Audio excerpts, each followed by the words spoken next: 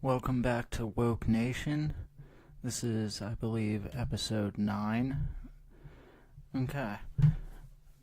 We're going through a lot of dramatic change in America these days. One thing that I want to focus on directly is the dependence, or first off, what I want to focus on is the dependence that Americans have on the government. I was actually speaking to my father earlier today. He came to visit me up around Harrisburg. And one thing that we both agreed on is that one of the main reasons that Americans are so focused and so dependent on the government for everything, we agreed that a lot of the blame for this rests squarely on the shoulders of the church. You will remember, if you look back in American history at our culture, not even maybe 50, 60 years ago to the beginning of the 19th or the 20th century, it was the church that took the part of the government in American communities. Before Social Security, before welfare, before food stamps, before all these other government-run programs that have so many poor Americans dependent on the government for their survival. Before all that, people usually got their help and aid through either the church directly or through charity run through the church. The church in the past, or people's communities, were largely centered around the church. And this included evangelical Presbyterian churches. Now today you can still see Catholic churches largely or to some extent playing a similar role still today. And if you look, you'll see that the parish, along with the priest, plays a large role in a community or the community in the neighborhood. A lot of times in the large cities with traditionally Catholic ethnicities like the Irish or the Italians. If you go to like Little Italy in New York City or Irish or Polish neighborhoods, you can see how the communities are built in around the church and still have or the church and the priest and the parish, etc., still play a large part in the community. The priest is an everyday figure in people's lives, just beyond day-to-day communication and visiting, but also helping the poor. The poor will come to the church for their food, for financial support. In the past, long before we got into this disgusting mire of health insurance, which is just crippling the medical field and robbing doctors of their ability to have a decent relationship and an honest relationship with their patients. Before all that, a lot of people would go through the church if they were struggling financially to pay for medical bills or having issues along those lines with their daily needs, finances, food, etc.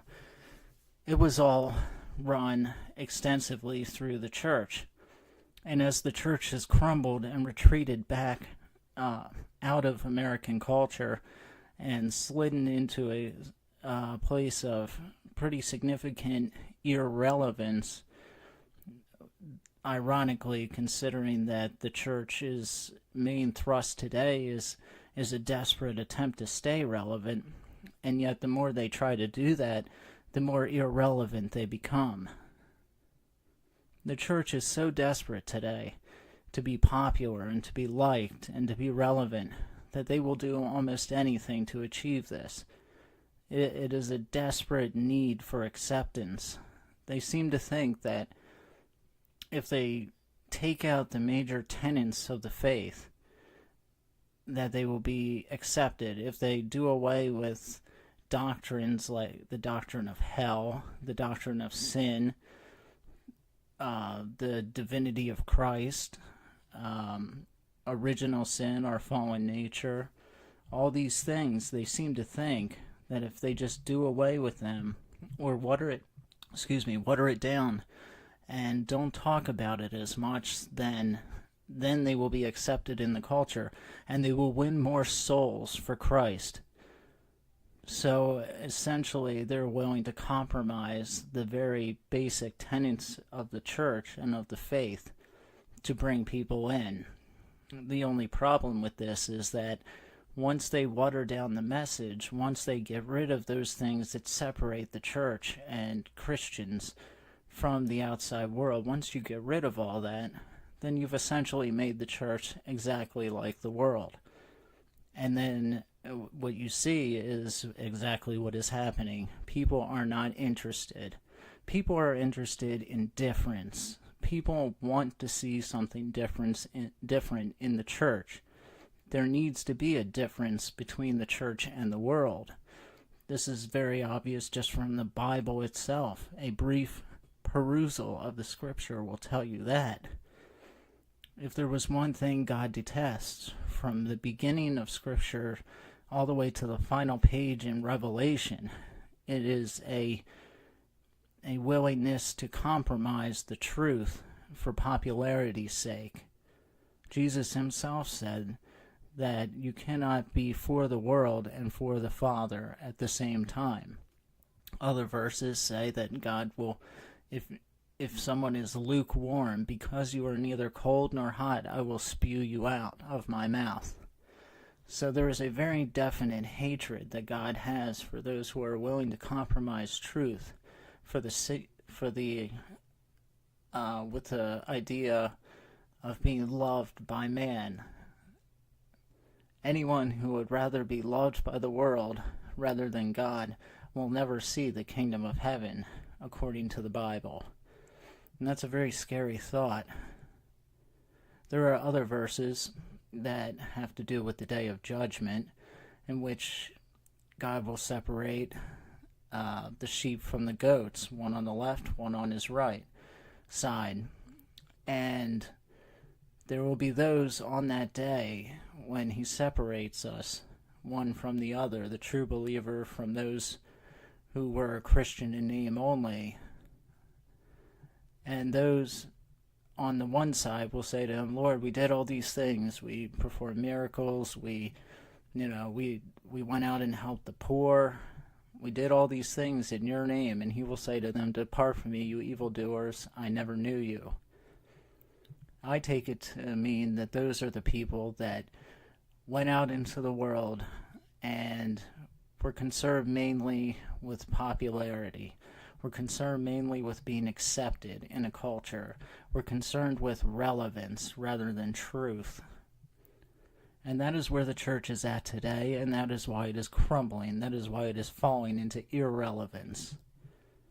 Young people today see no difference between the church and the world. If you walk into a mega church today, or a contemporary church worship service, there is often no difference between a rock concert or a pop concert and a church service. Look at the lighting. It's just like any Vegas show. The music is like a pop concert. The lyrics are just any typical Jesus was a hippie, Jesus is my boyfriend pop love song crap. A smack in the face to holiness and reverence. People don't dress as if they're in the presence of God. They wear jeans that are in tatters and holes in them. Their basic posture in the pew, they're slouched over, falling asleep. They follow the basic dictates of the worship service bulletin without actually reading it beforehand to see whether they actually agree with what it is that they're reading off, what they're confessing. They put their conscience on hold at a time when it should be in full gear. It is not a good thing, and it is a very scary sign for our culture that this is something that is prevalent and taking over. It also can explain in a large extent what you see going on over in Europe. Even the atheists in Europe, writers that I love to read, one would be Douglas Murray, who is an atheist, and has written a marvelous book explaining what the crisis of identity that is going on in Europe at the moment right now. His book is called The Strange Death of Europe. Even the atheists, like Douglas Murray, readily admit now, because it is so brutally obvious, that the removal of Judeo-Christian values, the ignoring of the fact that these civilizations in Europe and America are rooted and formed out of Christian values, the ignoring of this, the throwing out of the baby with the bathwater, because Europe is largely an atheistic society now, has created a state of crisis. They no longer know what their roots are. They no longer know what their values are. They no longer know on what foundation their societies stand upon. And that is why, now that Islam has moved into Europe in such overwhelming numbers, that it has created an overwhelming state of crisis. And it's to Europe that we look right now, because they are a mirror image of where we will be in the next 10 years' time. History has borne us out on that key factor. We need to keep an eye on Europe and the migrant crisis over there. We have a lot going on over here, very true. We have our own immigration issues, but Europe's problems seem to become ours very quickly down the road. Like I said, I'm reading a book that I would highly recommend, The Strange Death of Europe by Douglas Murray, that highlights these issues. The arrest of Tommy Robinson should also highlight the UK's growing intolerance of free speech and expression, and the rights of journalists to accurately report on stories of great public concern. We don't want to end up like the UK. Others in Europe, like Poland, Hungary, and Italy, are outright rejecting the European Union's lax, utopian, wet dream of a borderless Europe that welcomes the entire world in with open, endlessly tolerant arms. This idea is nothing more than fantasy. Importing millions of Muslims into Europe has created a crisis in Europe on many fronts.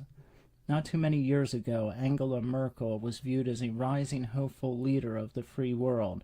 Together with Donald Trump, she was seen as a part of a rising tide of nationalistic values, a return to form for the Europe its citizens by and large won and voted for. Of course, Merkel has done the exact opposite now that she's in power. Alongside an obsession with maintaining her power, Angela Merkel has shown a rabid determination to continue the influx of migrants into Europe despite all signs that things aren't going all that swimmingly. Merkel's government is on the verge of collapse over the issue. Over in Italy, they recently barred 2 different NGO ships laden with migrants from entering any of their ports, saying if they did enter Italy, then the Italian government would seize the ships for themselves. The Hungarian government recently passed an anti-Soros law, according to Breitbart, that bans lawyers or activists from helping asylum seekers, and it imposes a sentence of up to 1 year in prison. There's also the V4 group, which is made up of the Czech Republic, Slovakia, Hungary, and Poland. V4 stands in staunch opposition to Merkel and her wildly irresponsible open borders policies. All this tells us clearly that the UK is crumbling. The UK, or the European Union, is crumbling. The UK has Brexit, or what's left of Brexit.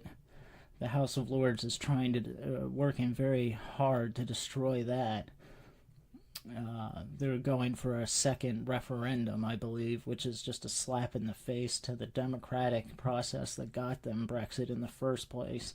It's a slap in the face to all the citizens there that voted for Brexit, for leave, and are now being denied what they were promised.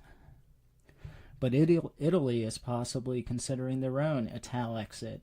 This according to Nigel Farage. All this to say, we must pay close attention to Europe. We must be on our toes. We have to be on the ball. Our own immigration issues, our border issues, are not unrelated. The liberals in Europe and America are using emotional propaganda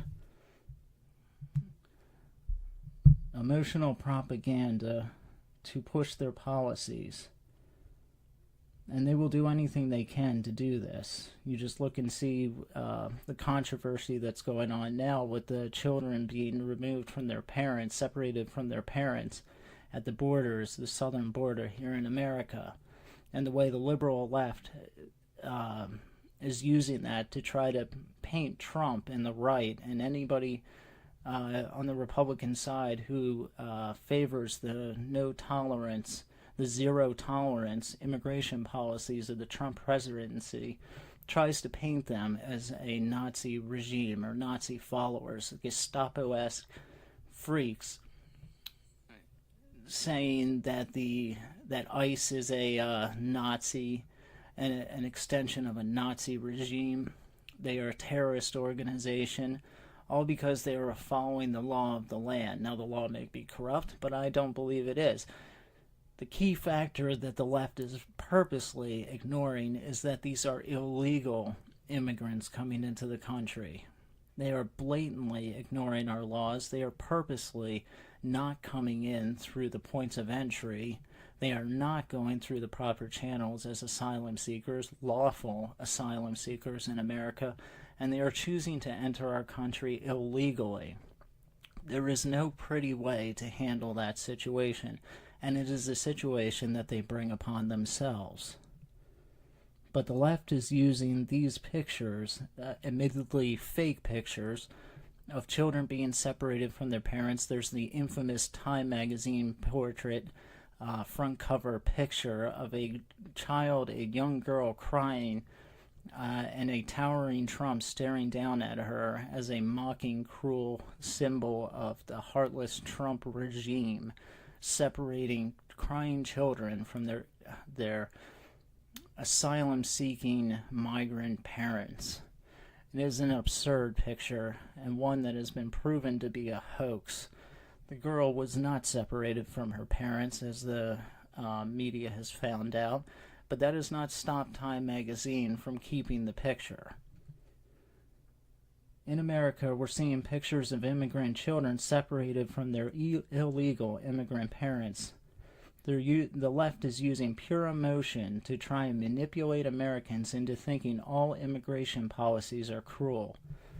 This is globalist propaganda, pure and simple. The truth is this: there is no easy, like I said, happy, or pleasant way to enforce border policy. It will never be pleasant when people from other countries choose to illegally enter America in open defiance of our laws. But my plea is simple. Don't fall for it. Don't fall for emotional propaganda. To anyone listening to this podcast, don't let either side sway you with fear or sorrow only. Don't let emotion be your only guide. The left is clearly using this latest controversy at the border for their own political gain. They have the midterms coming up. Traditionally, with a Republican president in office, the left would do quite well in November, but things aren't looking very good for them. Not yet a month ago, the Inspector General report came out highlighting overwhelming bias in the FBI during their investigations of both Trump and Clinton. There are damning texts that have come out, scandals between FBI agents involved in compromising love affairs between one and the other, and sharing texts between the two that clearly show overwhelming bias against Trump and pro-Hillary Clinton. And again, the blatant bias which, as more texts come out, will threaten the Democrats' attempts to take Trump out via accusations of collusion. And speaking of collusion, let's not forget the Mueller investigation. Where has that gone? An investigation that stumbled, staggered, and is in the process of subsiding in a pile of its own felonious excrement. With the FBI's obvious bias, the IG report, Stormy Daniels going nowhere, and Rudy Giuliani, Trump's legal advisor, and zero evidence of collusion or even the whiff of any, this $17 million crap show will soon be over. The Democrats are desperate. They're seizing on this immigration controversy with all the wildness of a cornered dog. They know without this they have nothing. So I'm saying, don't fall for it. Always think rationally. The left wants nothing more than for us all to get worked up into a frenzy and go off half-cocked and make rash decisions, say stupid things, and get ourselves into a lot of hot water. Look no further than that pathetic attempt at crocodile tears that Rachel Maddow subjected us to. Or that failed comic Kathy Griffin's stupid stunt of holding up Trump's bloody head. Or most recently, that guy Peter Fonda, who made one movie 125 years ago, a guy so noble and tolerant that he threatened to have Trump's grandson taken and thrown into a cage full of pedophiles to teach them all a lesson. This is the left for you. This is the noble left. The ones that care about the children more than anything. This is the left that cares so much for these immigrant children being separated from their illegal immigrant parents, and yet care nothing about our veterans homeless on the streets of San Francisco, New York, Los Angeles, San Diego, anywhere. Don't care anything about our veterans, and yet they care about illegal immigrant children being separated from their illegal immigrant parents. Illegal being the obvious key word here. These are not citizens.